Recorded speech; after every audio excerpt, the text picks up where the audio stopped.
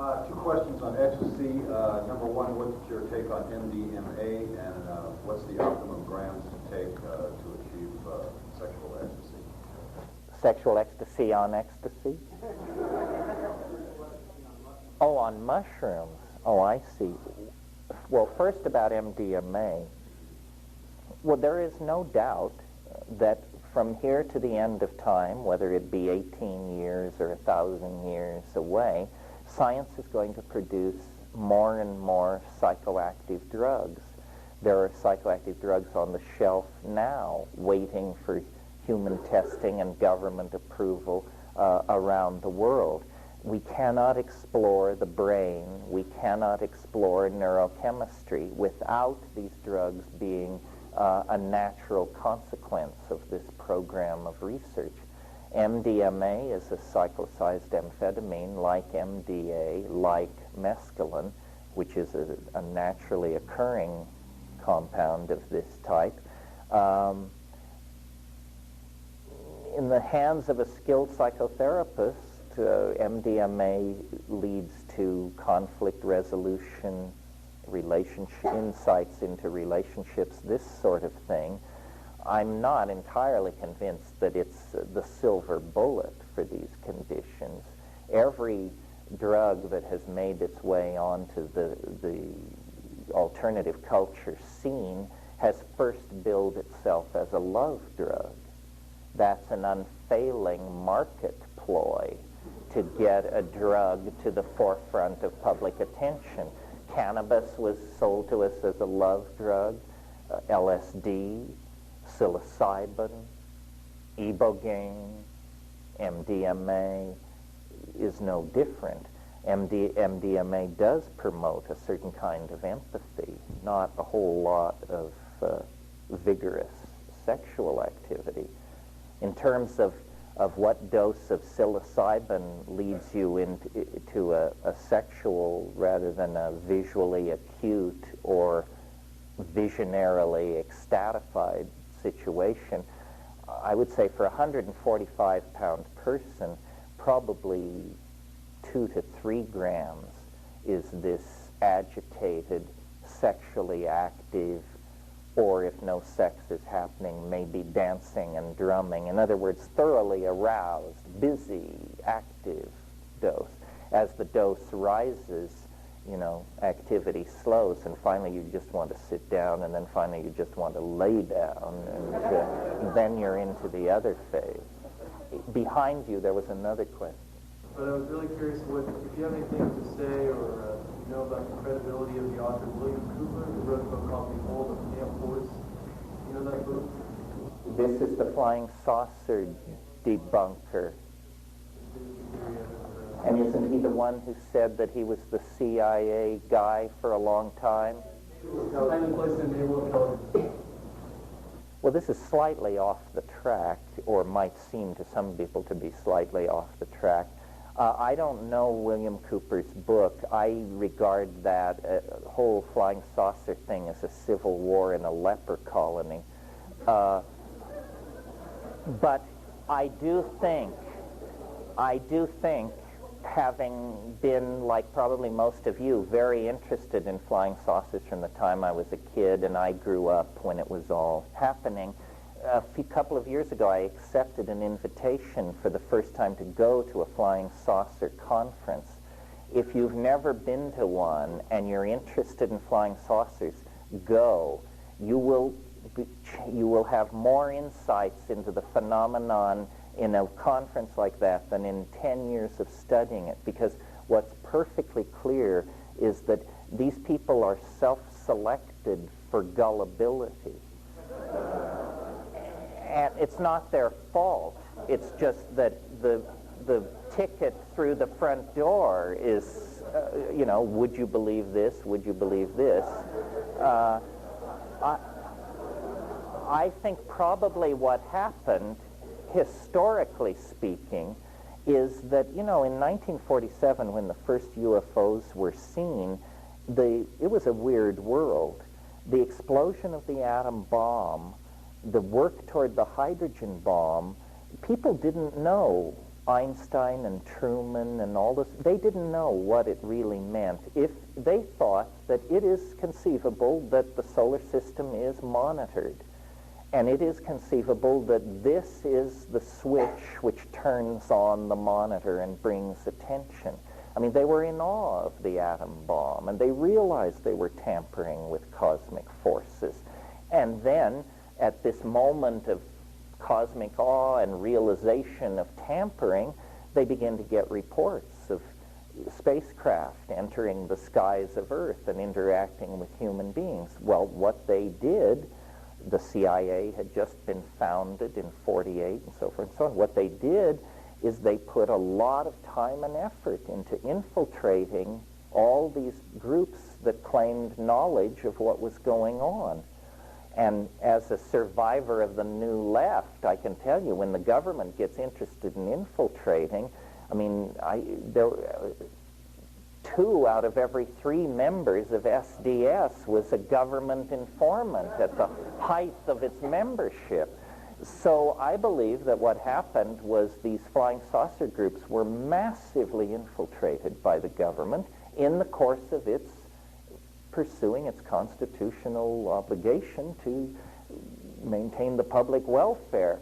And by 54 or 55, the government was perfectly convinced that whatever flying saucers were, they did not pose a threat to the integrity of the air defenses of North America. And that was their real concern.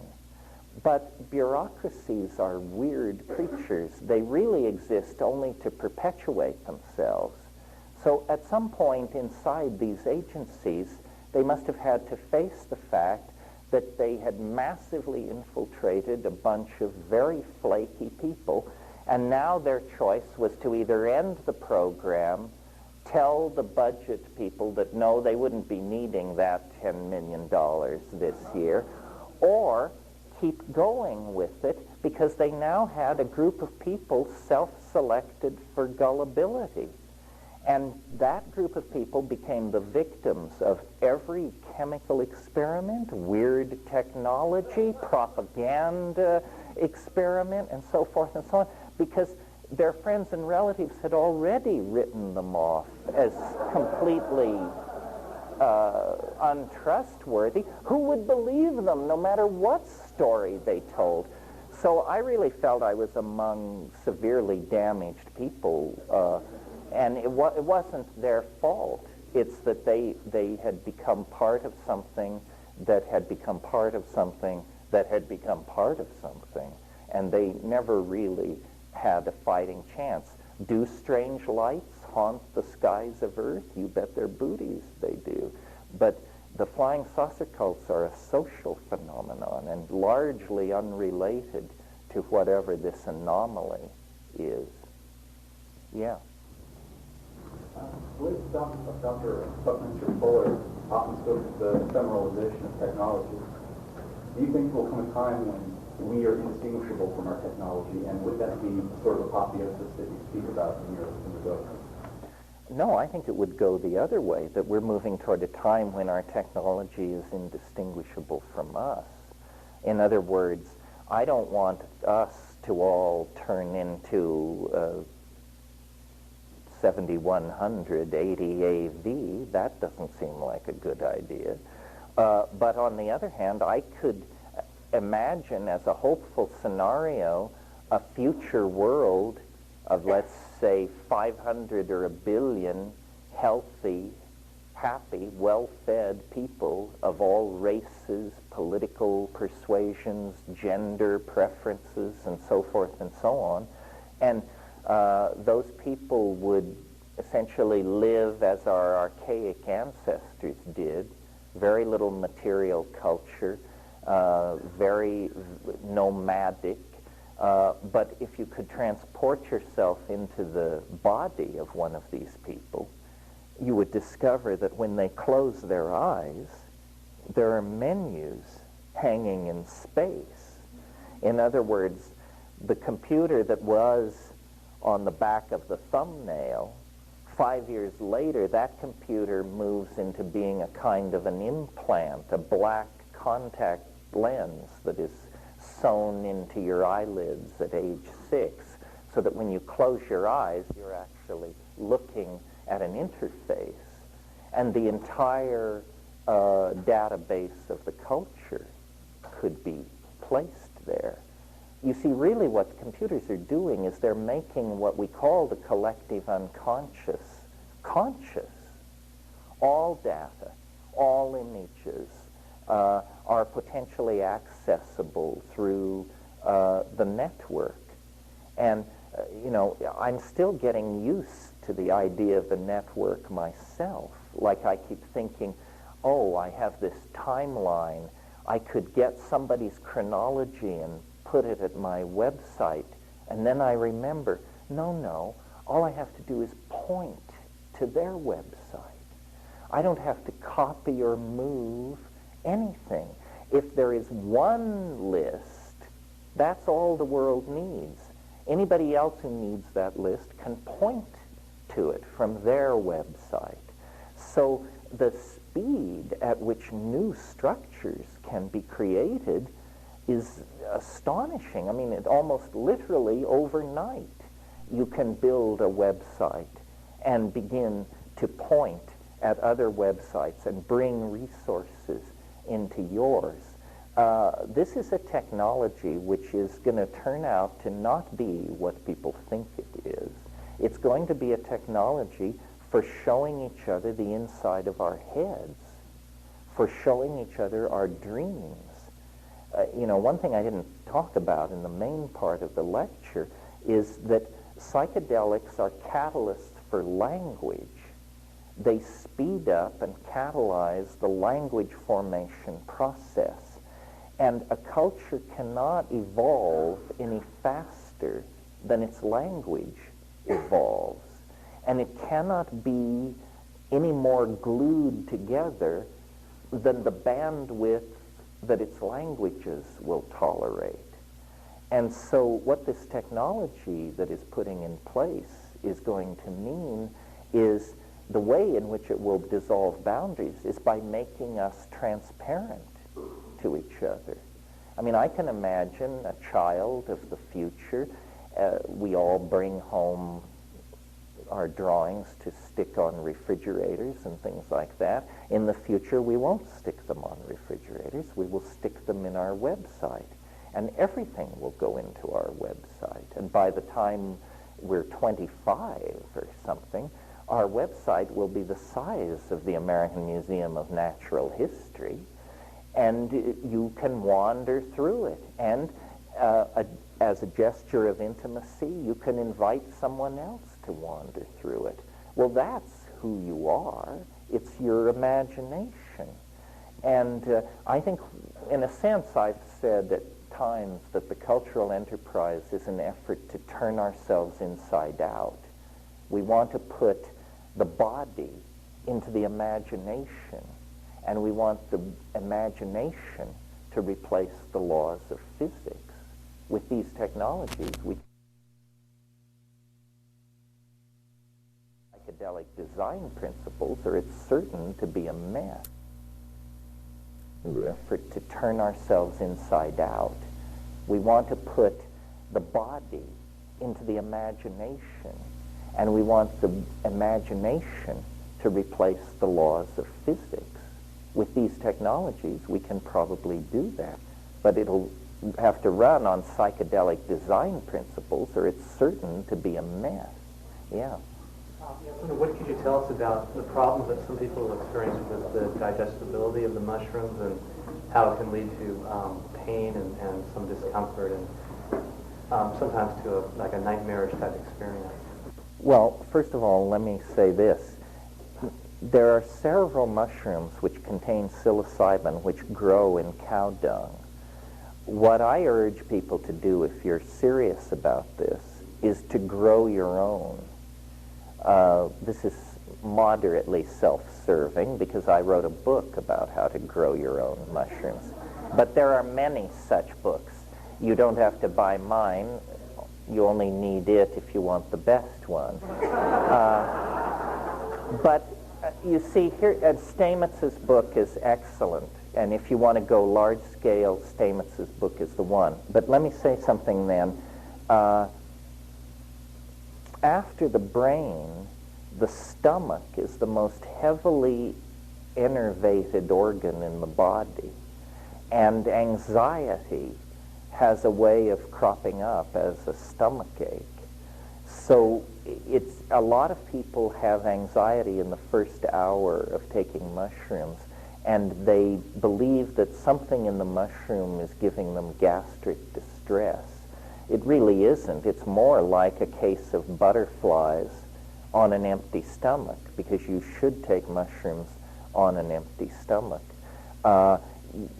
You can try a suppository, you can try another drug if you want, but there is in this psychedelic business something to be said for simply disciplining your hind brain. Also, you can suppress nausea with cannabis. So, a mixture of self-discipline, pharmacological steering, so forth and so on. If you have a severe reaction to the mushroom, you probably shouldn't take it. I mean, after all, it is a fungus, and as mammals, we have developed some pretty strong allergenic reactions to fungi, some of us. And certain reactions to psilocybin are not psychedelic reactions, like enormous sweating or something like that. That's more an indication of an allergy. If you're going to get into psychedelics, one of the things you have to do is learn your way around. Psychedelic sophistication doesn't mean you took everything there is in combination with everything else there is at high doses with your friends at rock concerts. It means that you figured out what worked for you and then really put the pedal to the metal, Yeah. I recently came across David Hudson's work on orbitally rearranged monatomic elements, and he found that these monatomic heavy metals act as superconductors, conduct light force to our nervous system. Are you familiar with his work at all? No, you've stumped the star. I'm interested in organic superconductivity and room temperature superconductivity, but I don't know his work, so I can't comment on it. He said he's going to be coming out with a book in 69 months called ORMES, O-R-M-E-S, ORMES, which is orbitally rearranged monatomic elements. I'm sure it will find its way to my desk. Now all these hands. Oh, he should be the guy, you tell me. All right.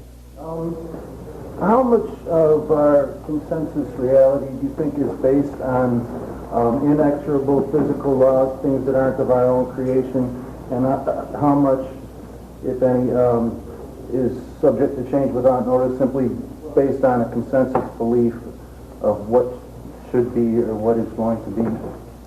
How do you think things work? Well, this is sort of where I'm at. As you were asking the question, my tendency would be to say none, that none of our reality is based on inexorable physical law. But I only want that to be true. I'm not sure it is true. Whitehead he had this thing about what he called stubborn facts. And he said there are some stubborn facts, and you can cut your philosophy any way you want, but if you don't take account of the stubborn facts, you'll have a problem. A lot of reality is made of language. How much, I'm not sure, but my hope is that a great deal is made of language. Rupert Sheldrake, who's a good friend of mine, and we sort of think along the same lines, he believes that there are not inexorable physical laws, that there are just very old habits. He would think of the speed of light as a very old habit. These physical constants may be changing. We don't know. Take the speed of light. We've measured it on one planet since 1906 and cheerfully extrapolate it to every corner of the known universe with no sense that there might be a problem there at all. Yet, you know, if you're a critic of this, you can look at the speed of light as measured from 1906, and you will notice that the values have been slowly going up. It's apparently going slightly faster than it was a century ago. Well, people just dump on that and say, no, you poor moron, you don't understand.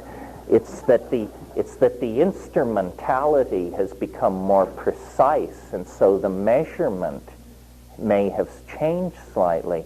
Oh, yeah? Well, it seems to me in that case the points should cluster. How come the more recent ones are faster than the earlier ones consistently? In other words, it's not that we're getting measurements which cluster around a value, it's that we're getting measurements which are going out this way, toward faster. I think language is the key to making reality. I think our language is a very weak language. Computer languages may be more powerful, VRML or mathematics. But I believe the world is made of language. That's the magical belief. But then the challenge to that belief is, okay, wise guy, so how come the world isn't the way you say it is? Well, that's ungenerous. I think because it doesn't work quite like that. Consensus is set by societies, by millions of people. Reality is a phenomenon of many linguistically operating subsystems. Maybe if you and I were stranded on a desert island, we could get a reality going. We probably could, but it would surely be shattered when somebody showed up to take us home again. Why was Primex the only one that used the mushrooms? And secondly, is there any written documentation of mushrooms out there? The documentation, well, there wouldn't be anything written, of course. It's earlier than that. But the documentation, it is well known that the Sahara was wetter in the past. Even as recently as Roman times, Pliny called it the breadbasket of Rome. And we know that human populations were out there. In the Tassili plateau of southern Algeria, there are rock paintings, rupestris paintings, that show shamans with mushrooms sprouting out of their bodies and in their hands. So we have mushroom use, we have evidence of mushroom use at the era of the great horned Paleolithic goddess.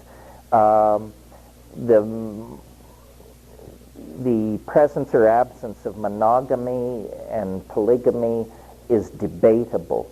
So however, the archaeology of this area has not been well studied and won't be soon. Thanks to Islamic fundamentalism, Algeria is no place to do archaeology right now. Now, to the first part of your question, why was it human beings who ate the mushrooms? You had to use the mushrooms as a doorway to higher intelligence. You would have had to already come a certain distance down the path of higher animal organization. We were bipedal. We had a pack signaling repertoire. We had binocular vision. And the reason we used the mushrooms was because we were under nutritional pressure. There may have been other animals under nutritional pressure, but they may have been more tightly bound to their original diet, or they may simply have had behavioral organization that the mushroom couldn't dissolve or break through. There has been talk among evolutionary biologists about if there were no primates on this planet, what order of animals might occupy the conscious niche or be able to come in there. And interestingly, raccoons are candidates. Raccoons have well-positioned eyes. They have a very complex hand, and years and years ago, I used to grow mushrooms, and I grew them by my own method, naturally, in jars. And I would have waste rye infected with jars, jars infected with mycelium-permeated rye, and I would put it out on the back porch at night, or I did once, and I awoke in the middle of the night to this terrific racket, and there were raccoons on the back porch.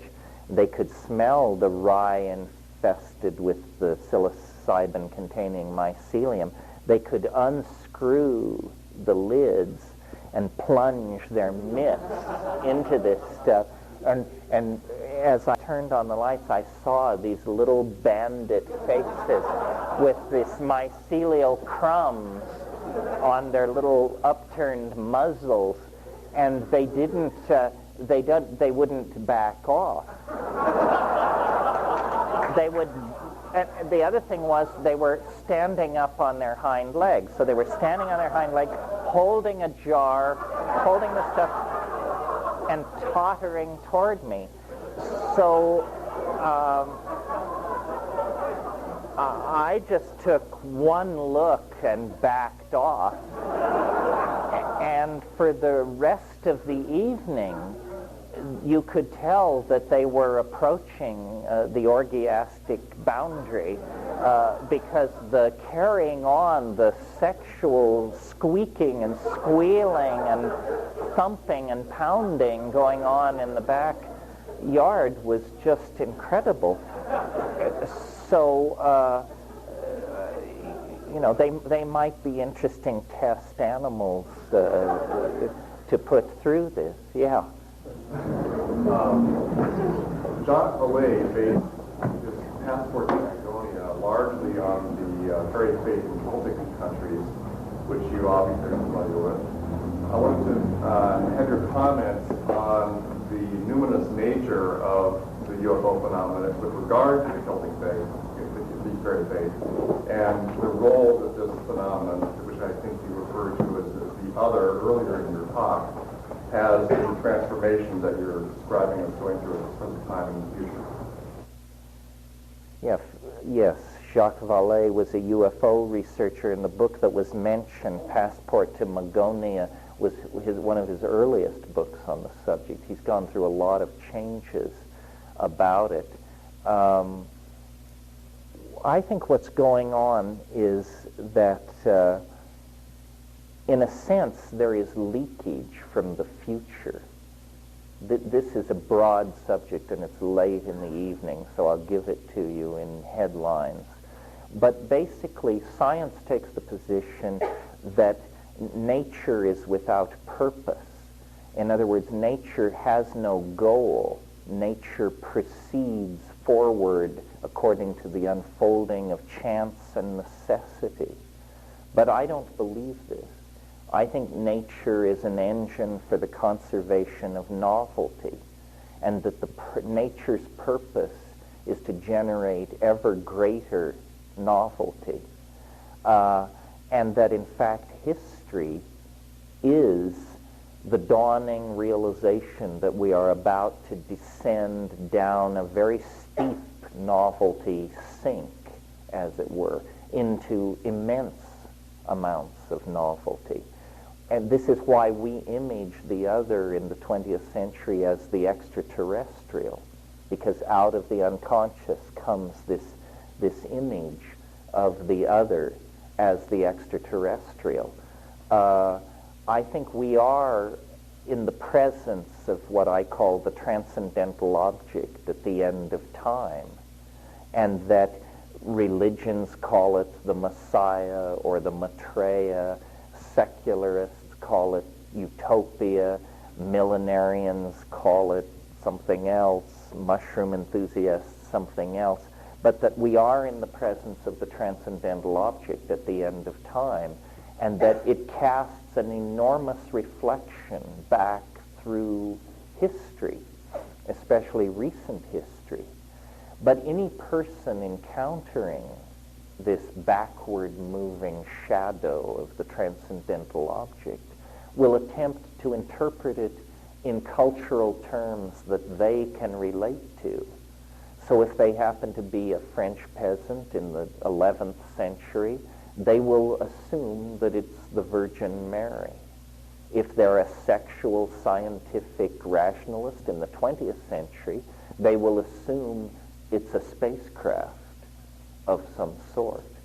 The Celts and their relationship to little people and an invisible world, this is a generally held belief that they are exemplifying that is worldwide, which is that the dead are somehow co-present in the space of the living, but invisibly so, except to those who have the gift of second sight or are magically empowered or shamanically adept.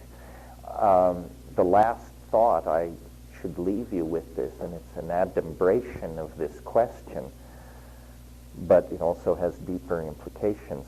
The model that you're usually given of the psychedelic experience is a religious model, that the mysteries of religion, Hindu, Buddhist, or something or other, are somehow illuminated by this boundary-dissolving experience.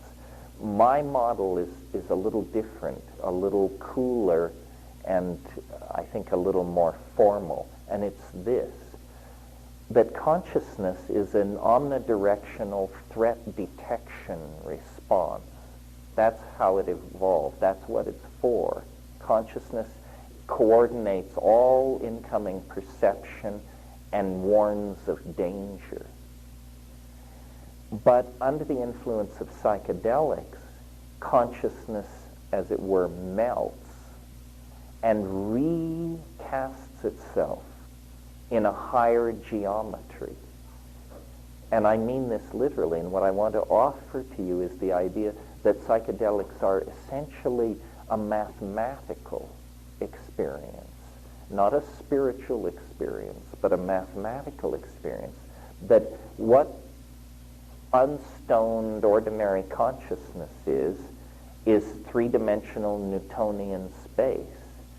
And what we are released into by the psychedelics is a kind of higher space. The model for this is the shaman. Well, what does a shaman do? A shaman predicts weather, can tell where the game has gone, can settle minor social disputes, who stole the chicken, who's sleeping with who, and, most importantly, a shaman is incredibly adept at curing, or, to put it in slightly cynical terms, shamans are incredibly adept at choosing clients who get well. Well, all of these abilities become transparently explainable if we assume that the consciousness of the shaman doesn't stop at the moment we call now. The shaman is somehow not a particle, but a wave with one foot in the past and one foot in the future and a coordinating intelligence in the present. So I believe that consciousness is a response of mind to dimensional constraint, and that when we release dimensional constraint, it's like taking a spring out of a box, and the spring can then unfold to its true unstressed dimensions. This is why I think what you encounter in psychedelics is nothing less than your soul made free and made naked by the fact that it is no longer confined within the very narrow parameters that we allow for it during ordinary life and ordinary consciousness. So by that metaphor, the exploration of these states, the call to shamanism, is nothing less than the call of our own soul to return to the authentically numinous dimensions of experience that civilization has robbed us of. Thank you very, very much for turning out tonight.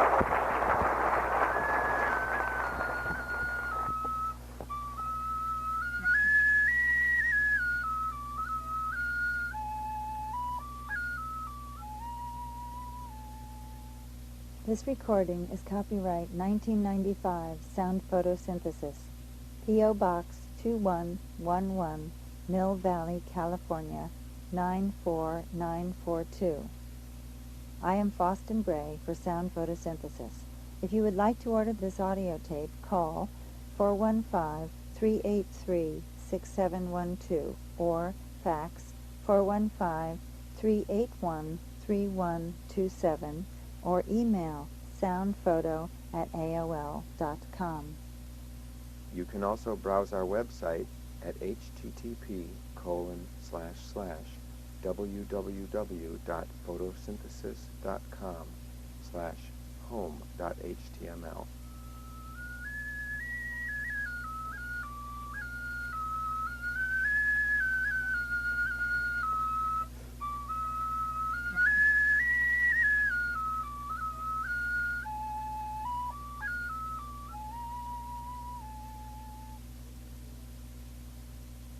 How would Horatio Alger have handled this issue? Few people understand the psychology of dealing with a highway traffic cop.